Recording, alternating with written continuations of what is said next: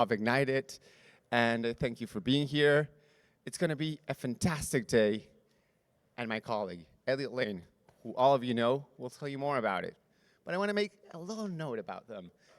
It's crazy to me that you all come to an event, and all of you know personally the people behind it, Elliot and Patrick. They do this fantastic job, one-on-one. So if you have any doubts, do come to us. Do ask any questions. Introduce yourself if you haven't met the guys. It's very rare, but maybe some of you haven't.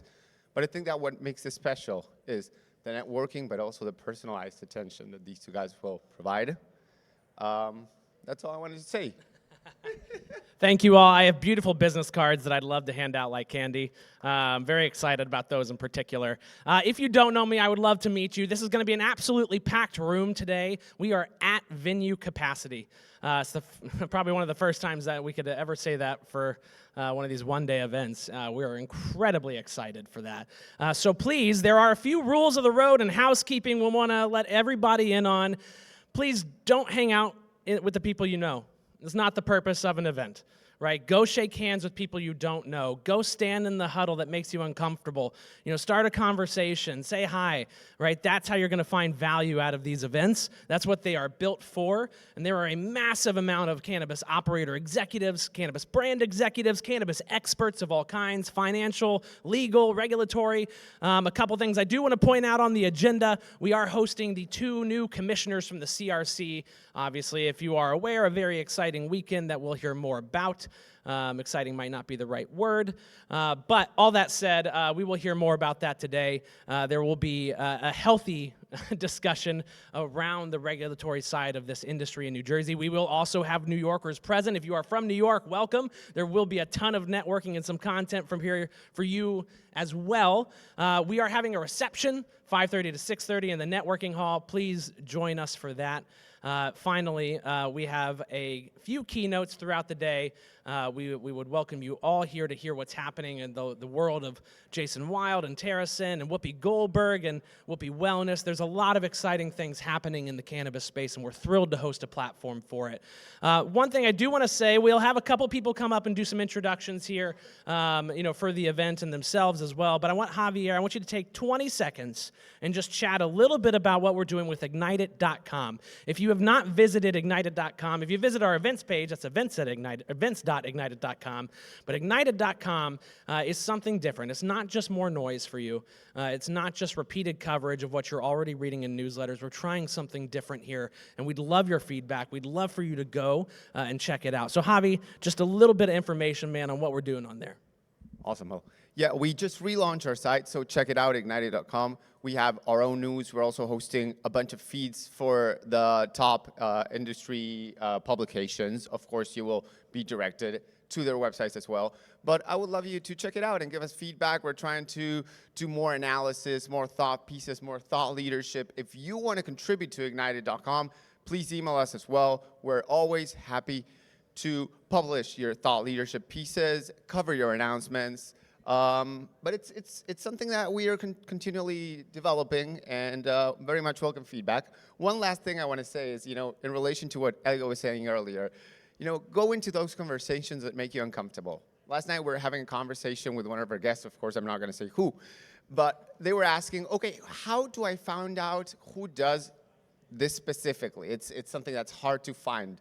And I told her, just go into any conversation and ask them point blank. If there's a place where people will tell you something that they don't usually tell you, it is here. So if you're looking for a processor, for a partner, for an investor, this is the place to ask, even if it feels uncomfortable. Like, hey, who helped you raise money? Hey, who's white labeling for you? Those are questions that are usually not easy to get an answer for. But in this environment, at least from my experience, I've seen that people are more open. Take a chance. Yeah. Awesome. So we're both long-winded individuals. We're going to bring this to a wrap, and I want to introduce, and I do want to say, these events, we have 6 throughout the year. Our staple, our centerpiece is always Chicago, the Chicago Cannabis Capital Conference. There are QR codes along all these tables. I welcome you all to check that out. It is what we are known for at Ignite It and what we built at Benzinga. With that being said, though, these don't happen without partners that help support the events that we do. And we are thrilled to work with companies like Dutchie, of which, if you don't know Kellen O'Keefe, I would really invite you to shake his hand. He's been in cannabis for a long time. I'm thrilled to welcome him to the stage to say a few remarks about our event and about what he's doing in the space. Thank you, guys. Thank you so much. It's great to be here. Welcome. I've had the opportunity of wearing a lot of different hats in this space, starting as an applicant in one of these rooms over 10 years ago, going on to become an operator, an investor, a partner, advisor, and many other things. That has touched every aspect of the plant, from cultivation to manufacturing to retail to brand. And I would say one of the things that makes this all possible and makes it possible for somebody like myself and everyone in the room to have a career in this space is the incredible events like Ignite It that have been, Elliot and Patrick and the entire Ignite It team have worked so hard to produce. It is impossible to see everyone that you want to see in this industry, and to travel around the country to see them would be, again, impossible. These events bring together all of the right people in the right place and allow you to see them in 1 day or 2 days, and it's incredible. I'm very grateful for it. And I'm grateful for all of you, because again, this industry would not continue without the incredible spirit of the people that make it all possible and that make up the industry. So very grateful for all of you for being here. And again, really thankful to the entire Ignite team.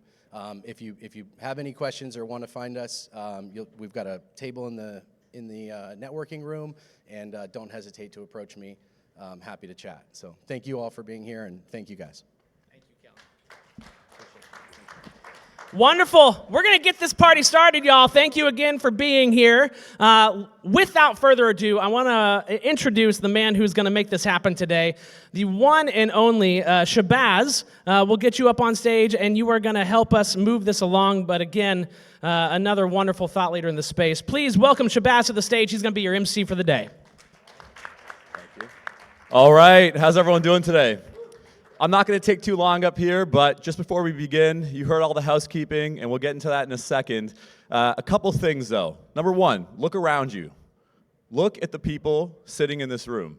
Every single person here is a player, and every single person in this room is making a move. And when you look and visualize a year from now, think about all the moves that will be made. Think about that big move that's going to get you to where you want to go. That person, that relationship, or that piece of knowledge is in this room. And so, like Javier said, make sure you talk to everybody, make sure you don't shy away, make sure you get comfortable feeling uncomfortable. Today's all about the content, all about the networking, and all about the relationships. And we're going to keep time very, very, very strict. So if you're a panelist, thank you for being here. As mentioned, we're going to keep that time extremely strict. So if you have 3 minutes left on the clock and you're approaching that 30 seconds, my guy Effie in the back is really going to play some music and get you off stage so we can keep things rolling. After lunch, it's always challenging to get people back in the room. If you hear some beats by my guy Effie, you'll know that it's time to come back in. A couple other things for the panelists. Please leave the mics on the chairs and exit left so we can keep things rolling. And as Patrick and Elliot mentioned, Chicago Ignite It is coming up. That's the marquee event. Get your tickets. And there's also a networking reception coming up. So without further ado, I'm extremely pleased to introduce our first panelist and our first moderator, Marc. Come on up. Please give Marc a round of applause. Let's get some energy in here. Come on.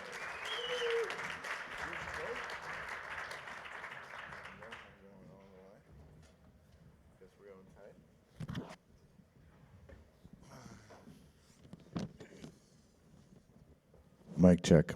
Are we on? Hello? We all on? We're on. Welcome. It's great to be here in the first panel. We're going to start with talking about investing into the next chapter, how federal change could unlock reinvestment in New Jersey. And so we've seen a lot of announcements related to federal policy shifts, and we're bringing together a group of panelists that do a lot of lending and market-leading activities. And so why don't we just start with some brief introductions of the panel and get into it. Hi, I'm Nick Komyati, partner with Rothschild, Morristown, New Jersey. Been in the cannabis space for longer than most in Jersey anyway. Was involved with, and I'll get into it before, with the rescheduling hearing, which was a barrel of laughs and an eye-opening experience at how functional or dysfunctional government can be. And look forward to speaking with everyone today. Hi, my name is Brett Finkelstein. In 2015, I co-founded an investment fund called Freitas Partners.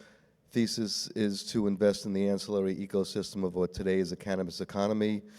To date, we made about 35 investments in everything other than cultivating and dispensing of brands, non-plant touching assets that service the industry around the country.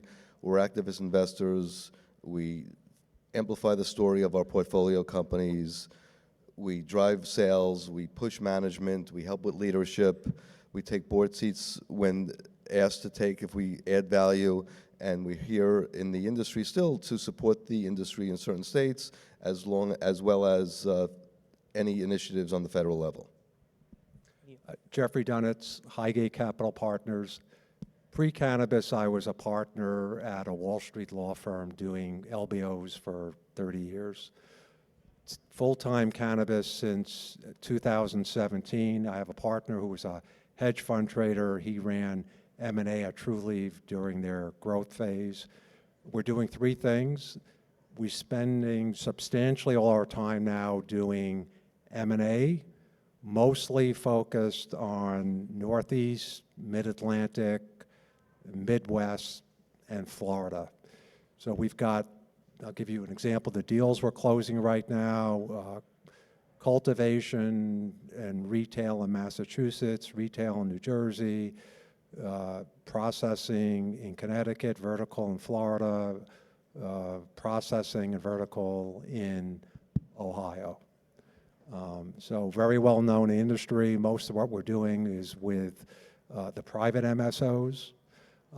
The other thing we're doing is capital raise, debt and equity. We're FINRA licensed, which is the organization that's affiliated with the SEC that allows you to raise capital legally. And the last thing is advisor and helping companies scale their businesses. Ryan Freitas, FundCanna. I'm the Chief Revenue Officer. My background, 20 years of lending, over 20 years of lending to traditional SMBs. Entered the cannabis space in 22. We've put out over $250 million to the space, all non-dilutive capital. We fund all up and down the supply chain as well as the ancillary businesses that cater to the industry.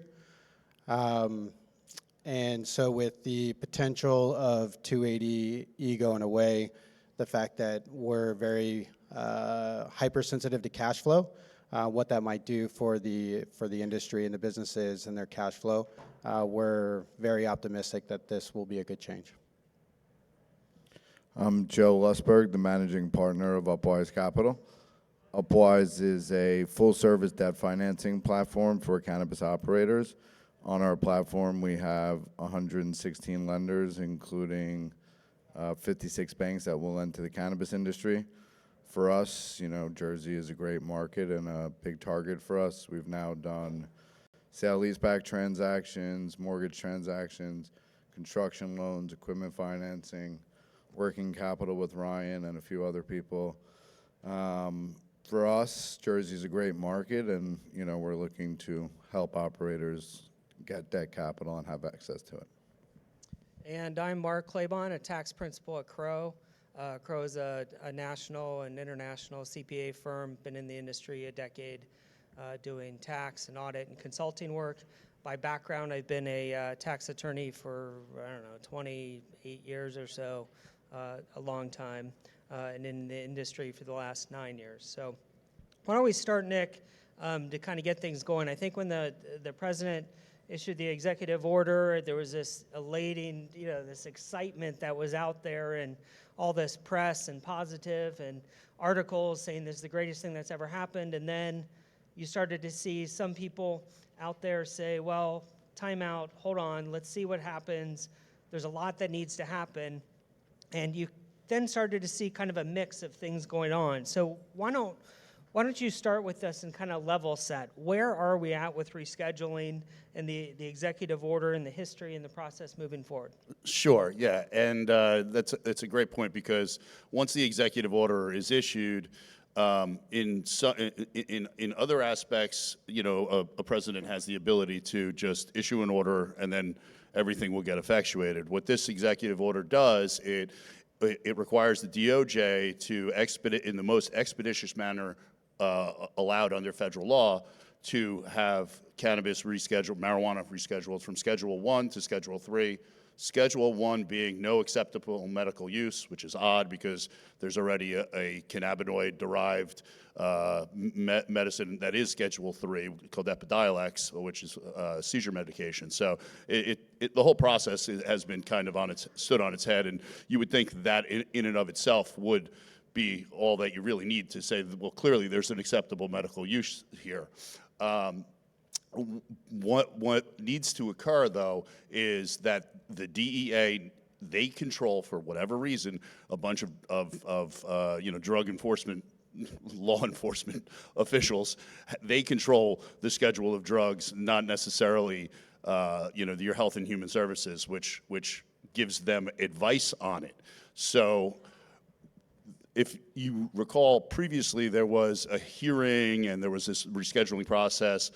Given the fact that the order says to do so in the most expeditious manner possible, I would imagine that hearing is not going to go forward. The hearing was a bit of,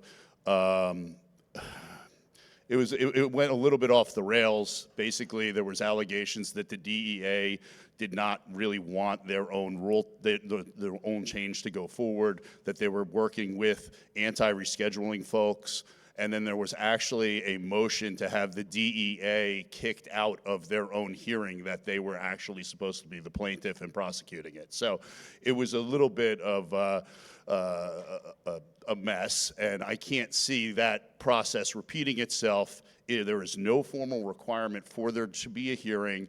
You're supposed to take the APA requires there to be public comment. This rescheduling previously received the most comments in any kind of DEA administrative proceeding that I'm aware of, and it might be the most public comments out of any. It was over 43,000. The large, vast majority were in favor of rescheduling, and then the most critical public comments were that it didn't go far enough and that cannabis marijuana should be completely rescheduled. So at this point, there has not been anything done. Another thing that people ask is, okay, well, let's say rescheduling goes forward. Is 280E only going to be for medicinal? No, 280E only applies to Schedule 1 and Schedule 2 drugs. So if it is rescheduled to Schedule 3, it will not apply. Whether you're an adult use or a medical provider, it won't apply. So, and I think another question, just that you highlight that in the tax, from a tax standpoint, is that most tax laws are prospective. And so this discussion that it's going to be retroactive and fix all these back tax issues, unlikely. We'll see what happens. Yeah, definitely talk to your accountant, talk to Marc. Don't just start taking deductions and not get some proper advice. Yeah, so it sounds like that we're kind of in this period of a status quo regarding scheduling, rescheduling, and we're kind of moving forward. We're waiting to see what happens. There's a lot of uncertainty, but what in this kind of state of status quo, what does it mean to capital investment? And well, I mean, go ahead. I mean, right now, I mean, I think that people are seeing that there's a hope on the horizon here. We might be finally coming out of this darkness here, and I think that things should be probably opening up more soon. Yeah, from our standpoint, operators are still mainly going to private capital providers, right? Until safe banking does pass, that's the time that more banks and federal credit unions will step into the market. A lot of operators are thinking that the cost of capital is all of a sudden drastically going to be better in the cannabis space. And from our perspective in this current regulatory environment that we're in, private capital is the type of deals that are getting done. But we do have banks that are lending to cannabis operators, especially in New Jersey as well. For those deals, you must be profitable. You must provide real estate as collateral, so it has to be a mortgage. A lot of times you're going to have to bank with them as well. If there's cross-corporate guarantors, we can use cross-corporate guarantors. We've been able to get very creative in New Jersey, especially financing startups who are building out cultivations, building out manufacturing, by using a cross-corporate guarantor like their construction company that's profitable to be able to service debt payments on equipment lease until they crop out the first time. So it's still very restrictive capital market, and it's tough to get capital in cannabis, but there definitely are more bank loans happening. Maybe for the rest, what other kinds of at least favorable opportunities are you seeing in today's kind of current status quo environment? If I just highlight New Jersey, it's a micro view of where the industry sits on the macro level. The industry is, as Nikolas, everyone has hope now. I think when the industry started, certainly when we started investing, it was a lot of passion and seduction of a new asset class, maybe possibly on the same trajectory as internet and telephony and media back in the 80s and 90s. I think now, level setting now and where we are in 2026 is the strong will survive. Great leadership and management teams will fuel growth to grab capital from capital providers. All the stuff that we've invested in was mostly equity. We always wanted to be on the cap table, mostly, again, to be activist investors, to fuel these stories, to help companies survive. Now, it's a little changing now as far as where that capital might come from, and also as well as on the federal level, the industry as a whole is a lot larger as far as total addressable market. When we started investing, first investment, we saw a deck and the total addressable market was really tiny, but now there's almost every state in the country has some sort of medical and recreational cannabis program. The markets that we really go after is really, at this point, we're chasing people. We're chasing management, leadership. Where they operate really doesn't matter to us. I do believe that there is, from what I'm hearing and the people are contacting us on the capital side, how can we provide capital with you, on side of you, maybe a side pocket of deals. At least now in 2026, a lot of the people that were in this space that didn't survive, we do have analog, we have data, we could look back at the industry and not say, well, if I capture all these people and they all use my product service and I sell a lot of cannabis to these people, we could do it well. But I think now we have real analog and data. We have data from New Jersey, New York, all the other states as far as pricing, brand sales, M&A work. So, I think in the future, we'll have more capital, but it will always go to the strongest operators and leadership team. Yeah, so after Trump made his announcement, we had clients calling us up, all excited. I want to increase the multiple for my business.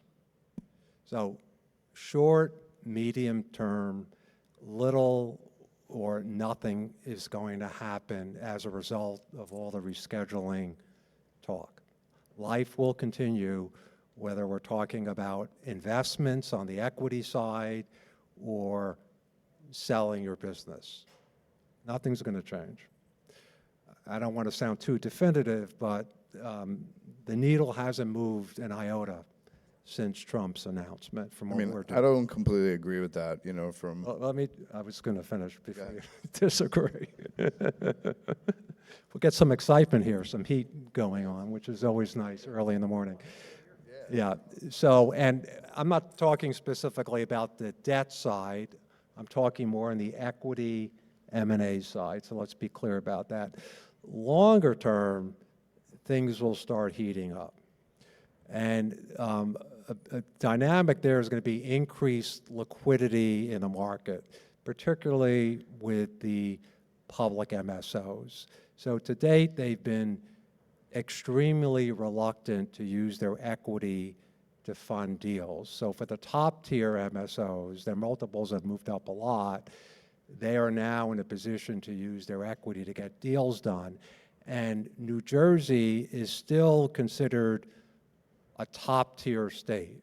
So there are the more attractive states, but they would be in the top, I don't know, 20%, 15% of the states. There are MSOs that are looking at New Jersey. They want to come in.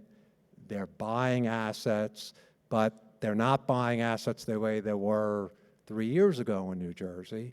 They're being much more discreet. They want to know that there's a moat around the asset. They're looking on what their return on capital is going to be in the investment. So very optimistic, but they're being cautious. Long term, a lot more on the upside.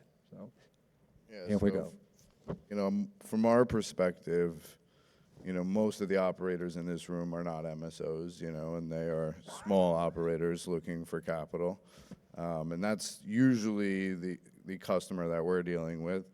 And the small mom and pop cultivator where it's a family business, if we do reschedule, it will help them drastically from a bottom line perspective, right? They'll be able to take traditional write-offs, maybe they'll be much more profitable, which will help them to get cheaper cost of capital. And really that is the benefit. And that's really the only benefit, is to be able to take traditional write-offs, and for cannabis businesses to, from a tax perspective, be able to operate like a traditional business can.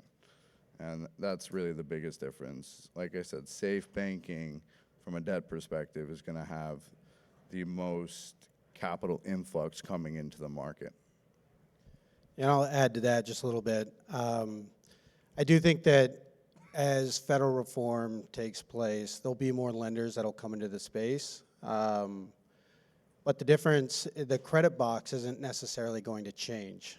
So operators, to Joe's point, who their balance sheets will look a little bit better, they'll have better cash flow, they are going to look healthier. So institutions like ourselves can make better decisions that are more predictable. But without having the flexibility of private capital, if people are going to more institutional capital, that credit box shrinks.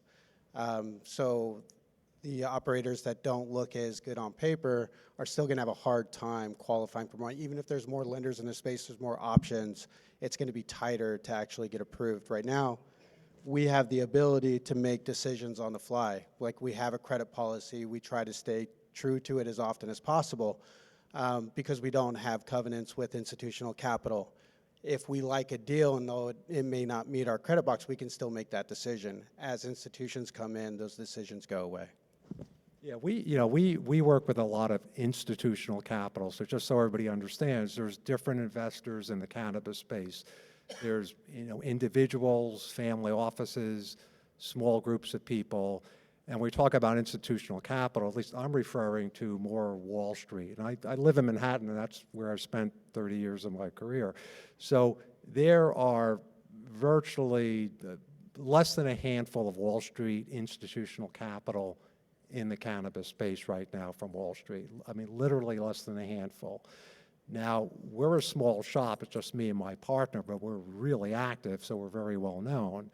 And we have the larger Wall Street law firm, investment firms talking to us. So as the regulatory regime evolves, they are going to come into the space. So it's going to happen.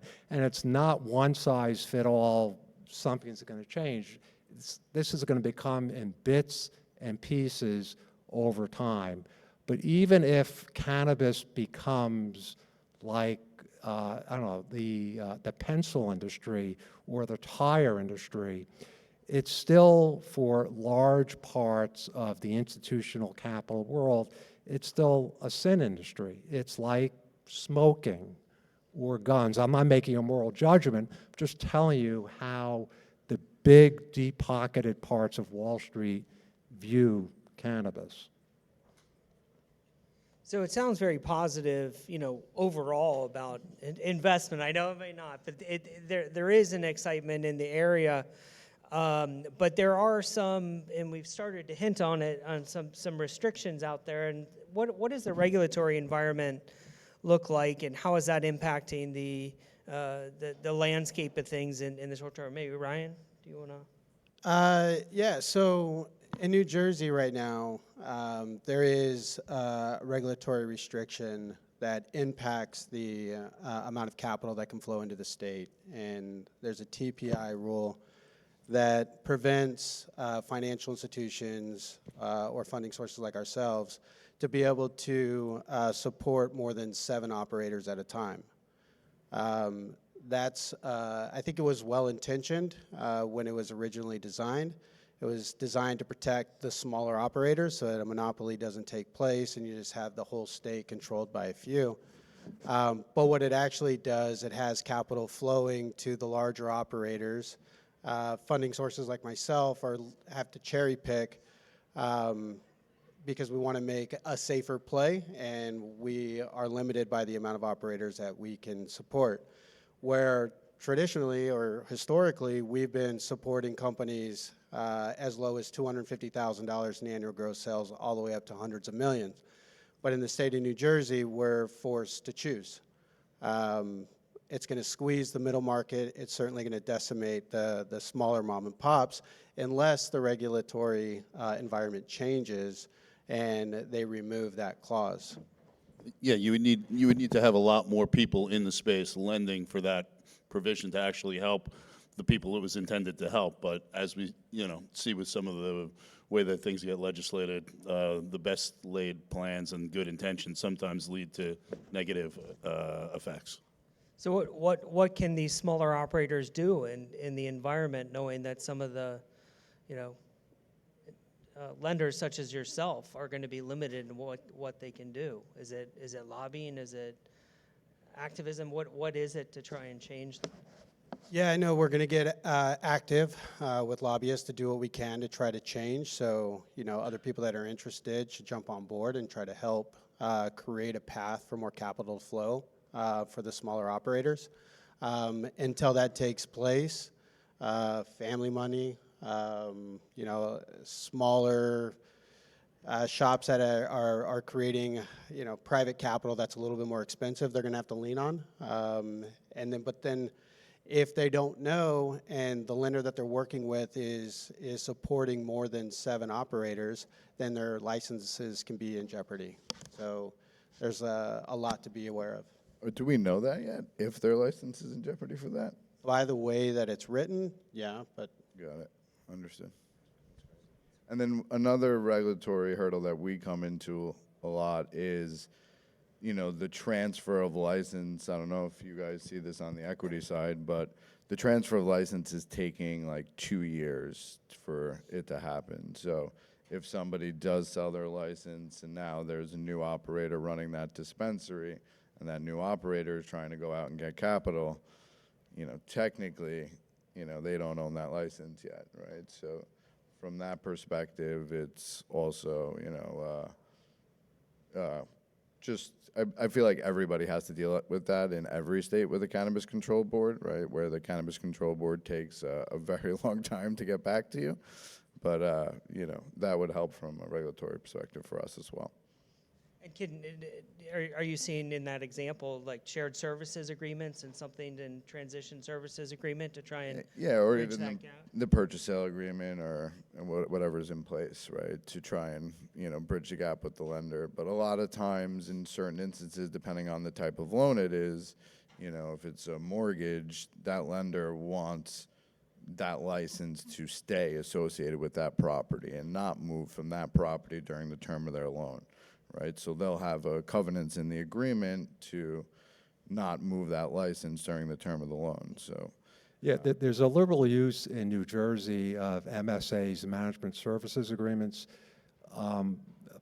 unlike many other states. So depending on the state, they are more or less restrictive on allowing contractual arrangements to circumvent the hard letter of the law. So, you can't transfer a social equity license for 2 years. There's ways to negotiate and transact around that in New Jersey that you can't do in other states, which is a real positive for investors. They like that. They still do. Jersey still puts some financial limitations on some of those agreements that are a little bit more draconian than some of the other states, such as like Missouri. But yeah, it is a very good point that there's ways for business and deal flow to operate and to dance around. I was going to say that the MSA was created to dance around the regulatory environment, Yeah. correct? Yeah, it's basically a game of limbo, and you got to see how far you can go without knocking the bar off, I guess, sometimes. But that's what seems to be the way that the industry, and not just this industry, most industries have been governed. Yeah, you could go next door to Maryland, for example, which is a very attractive state like New Jersey. You can't do in Maryland with an MSA or other contractual arrangements to get around regulatory restrictions or prohibitions the way you can do it in New Jersey. So that's a real plus for investors. It's exciting. Thank you.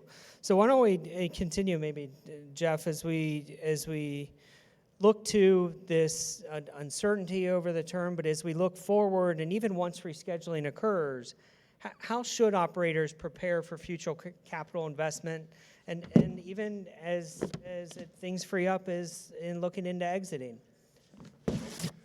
Well, look, I started off earlier saying that New Jersey is an extremely attractive market. The margins are great, some of the best in the industry, although they are coming down.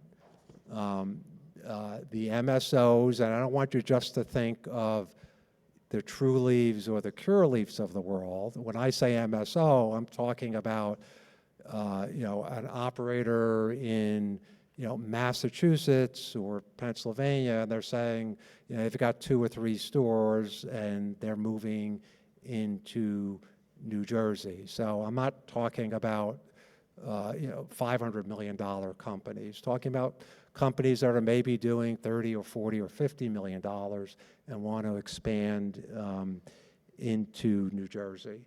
So the investors are getting pickier and where they're going. One red line for investors coming into New Jersey is they don't want to see you near that Pennsylvania border.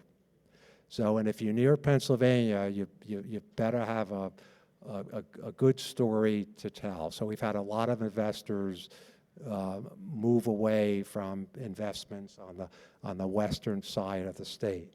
So on the valuation side, we're seeing at a high level, again, take this with a grain of salt because it's always asset specific, operation specific, and all that. But at a high level, the valuations in New Jersey are in the neighborhood of probably 0.8 to 1 times net sales, so it's sales minus returns and the like, and 3 to 4 times EBITDA, depending on how you go about calculating it. So for the panel, 280E goes away, other regulatory changes happen. How do you see valuations moving in the state? Any thoughts? I think that, again, the valuation, that's a kind of a 9-letter word that an issue would have on one side of the table, talking to a capital source like myself and other people here. Again, it's based on, take the execution, the regulatory risk away from the industry, which you really can't, but you have to be mindful of certain things that we just said at this panel. Cost of capital will be down, but as a whole, maybe the cost of capital might come down, but the EBITDA of these companies are also coming down at the same time based on more competition, maybe seeking other things that they shouldn't. But, you know, I guess we look at on the safe banking side, and that was, you know, buzzword from when we started the industry, that will give people bank accounts. I'm more interested in like Climb, if that comes back, and custody of securities and the capital markets changing. And we as investors at this point look at what we would call AFC, which is actual fucking cash. Like, we need people to make money, not estimated EBITDA or give backs on depreciation, real capital that's going to fuel this industry, move this industry forward. Yes, there is a ton of regulatory risk, but there's more execution risk in this industry right now than ever before. Yeah, for us, you know, we fund startups in the cannabis space and have funded startups in Jersey using cross-corporate guarantors and real estate. You know, for us, they have to have the ability to execute on their business plan. They have to also have some sort of person on their team with cannabis experience that can execute this. They have to have the team put together, and they have to have some sort of assets for us to be able to leverage as well. And that's in the startup phase. But, you know, for us, New Jersey is definitely a great market, but there are operators that are struggling and selling their companies for pennies on the dollar as well. You know, there's dispensaries for sale that are taking losses just to walk away.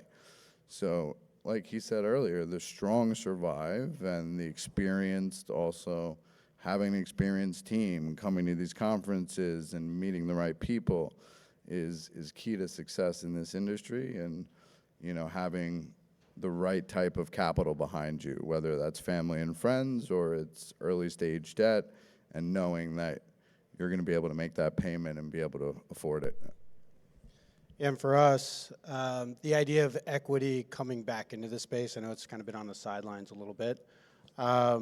It's exciting because historically when the equity markets wake up, loan demand actually increases. You'll have a lot of operators who will have a bit more confidence for expansion, for growth, because they have financial backing.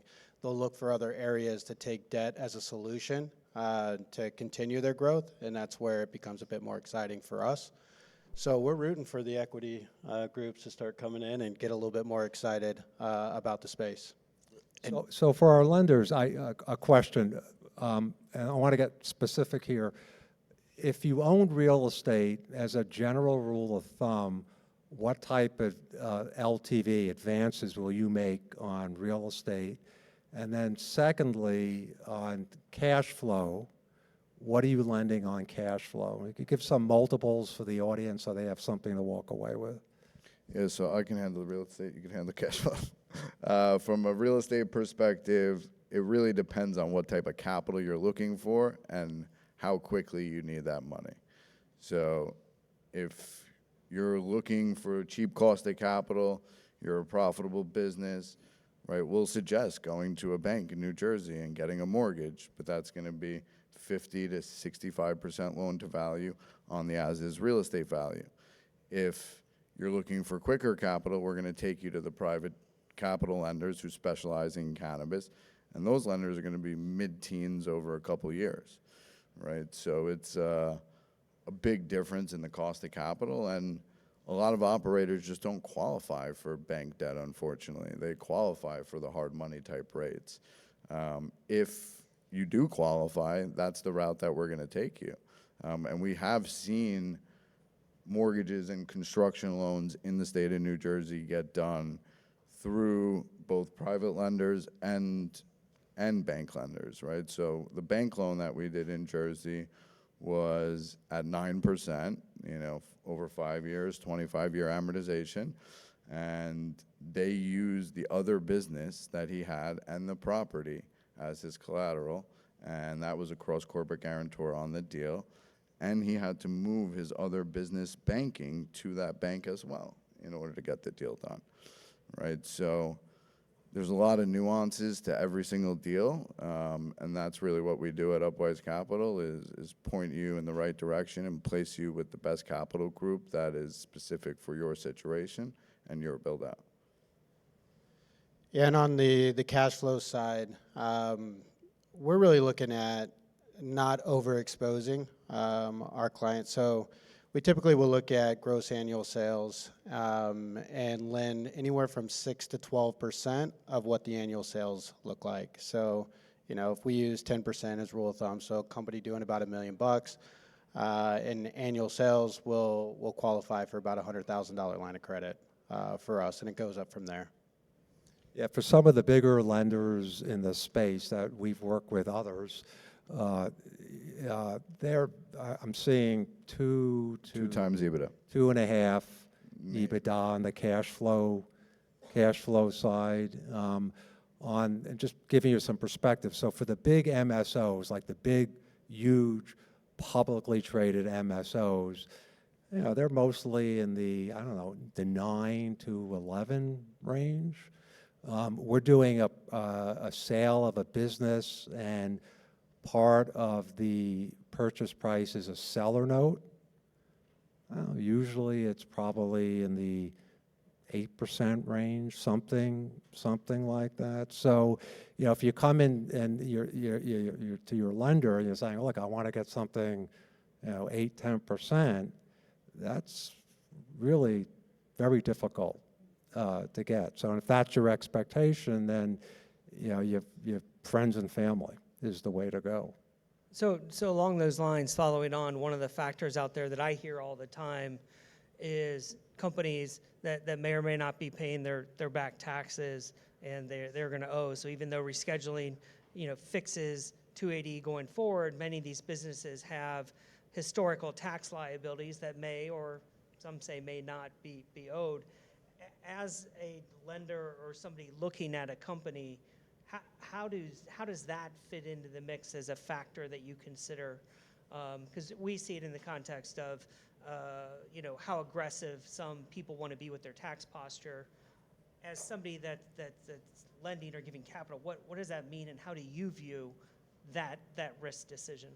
For us, we're placing them with specific lenders, and certain lenders aren't looking into those things and won't care about it unless there's a tax lien, and certain lenders do care, right? So for us, it's just placing them with the right lender for that situation and finding out whether or not they're paying 280 or not paying 280. Yeah, and I think that kind of goes back to an earlier point that I made with using private capital now, but obviously eventually graduating to more institutional capital, and a lot of the lenders that come into the space will have that. Where we're a little bit more familiar with the space, it's not as black and white as it may be in traditional lending, where we know at the state level taxes are a little bit more punitive than federal right now. So we make some decisions that if there's a tax lien on state, might not be a good fit for us, but if it's federal, we might still make the decision to move forward because we know that the implications are less at federal right now. But when we have institutional capital, it'll be very black and white. If there's a lien, probably not going to be able to provide the loan. And then we just get a little bit more limited on what we can do. Well, we have about a minute left. Any other final thoughts that anyone wants to make as we move forward? Real quick, just one point on the equity and Wall Street getting involved. It seems like from what I've read and from what I'm hearing, the lobbying of Wall Street to push for safe banking is now starting to be a little bit more significant. I do think that they are waiting to have rescheduling go through before they really put the full court press on to open things up. But until there is that companion legislation, as Joe touched on a couple of times, They're still going to be required to file suspicious activity reports, which is a nightmare when you're talking about the volume of individuals, companies, and transactions in the space for those larger entities. So that's the hope on the horizon, I think, comes part one and then hopefully part two. And I just want to end on a positive note. You know, New Jersey is a great market. We are getting deals done constantly in this state. We've done sale leasebacks, construction loans, equipment financing. There is capital available to operators. Yes, it sometimes can be expensive, but you know, there are options available. Alrighty, and with I was that, trying to be positive too. with that, thank you to all the panelists and the audience. Appreciate it.